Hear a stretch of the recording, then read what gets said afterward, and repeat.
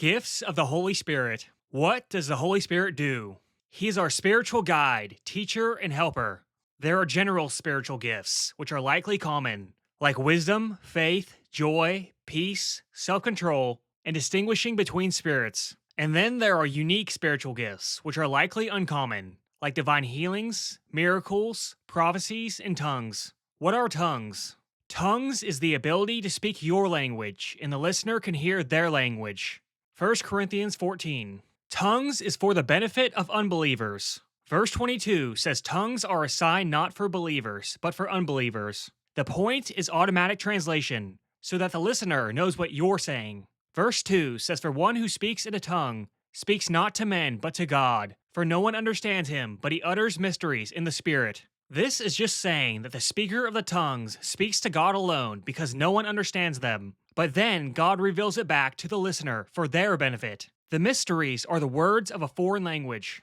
This is not saying that the words are unknowable to the speaker themselves, which is the entire point of 1 Corinthians 14. Pentecost. At Pentecost, all of the apostles were given the gift of tongues. This is likely a special event, and not necessarily a universal principle of miraculous gifts for all Christians. The apostles had spiritual powers on command. In the modern era, we can request God to do something, but these powers exist at the discretion of God Himself. Spiritual gifts exist at the discretion of God. 1 Corinthians 12 says that not everyone will have all of these powers. They exist solely at the discretion of the Holy Spirit. They are not guaranteed or required. Acts 2. Acts 2 says, "In the last days, your young men will see visions. I will show wonders in the heavens above and signs on the earth below." This event is happening before the day of the Lord, which is the end times. This is a gigantic appearance of spiritual gifts and divine signs. This will specifically happen at the end of days. The Bible is the ultimate source of God speaking. Hebrews 1 says, "Long ago, at many times and in many ways, God spoke to our fathers by the prophets. But in these last days, He has spoken to us by His Son." God's primary way of speaking to us is through the Son, which is recorded in the Bible text. The Holy Spirit helps you study the Bible. John 14 says the Holy Spirit will teach you all things and aid in remembering the teachings of Jesus, which is found in the Bible text. John 16 says the Holy Spirit convicts people of their sins, based on the gospel revealed in the Bible text that was spread by the apostles. One of the primary roles of the Holy Spirit is to help you learn from the Bible text. The Spirit will speak to you through the Bible text itself. This is how God can speak to you directly. He aids you in understanding it and remembering it. Does Jesus speak to us? Jesus said, "My sheep hear my voice." This is likely not literal, audible speech that you can hear through the Holy Spirit. This is metaphorical, and His voice is found in the Bible text. This verse is often used to justify the idea that the Holy Spirit audibly speaks to people. If you just learn to recognize the voice of God, this is not the intended theological meaning of this verse. Does God speak to us? The prophet Samuel heard a physical, audible, clear voice from God. He had an entire conversation with God in an audible voice. Other Old Testament examples, like Moses in the burning bush, Elijah and Job, all encounter a physical, audible voice that they have a conversation with. Paul sees a light from heaven with an audible voice that says, "Saul, why are you persecuting me?" Even Paul's companions hear this voice.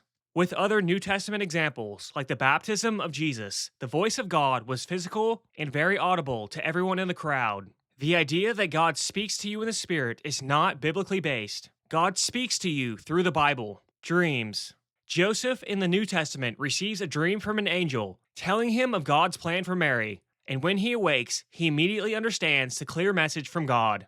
Joseph in the Old Testament is inspired by God to interpret dreams for both the two prisoners in Egypt and the Pharaoh of Egypt. Daniel had a dream of the Son of Man and required interpretation. Most often, the dream required divine interpretation by others. Or the dream for Joseph in the New Testament was extremely clear. These dreams were specifically related to divine revelation, not casual personal advice. Ultimately, the true degree of interaction that God has with us is unknowable. This is why claims of "God told me XYZ," or "God made me feel XYZ emotion," or "God led me to XYZ path in life" is a very dangerous mindset. It ascribes words and actions to God Himself without verification. In reality, the degree of interaction that God has with us is a mystery. There's also a belief that thoughts are constantly coming from either God or Satan. This is not biblical. Number 1, God's primary undisputed method of speaking to us is the text of the Bible. Number 2, in the Old Testament, when God did speak with people,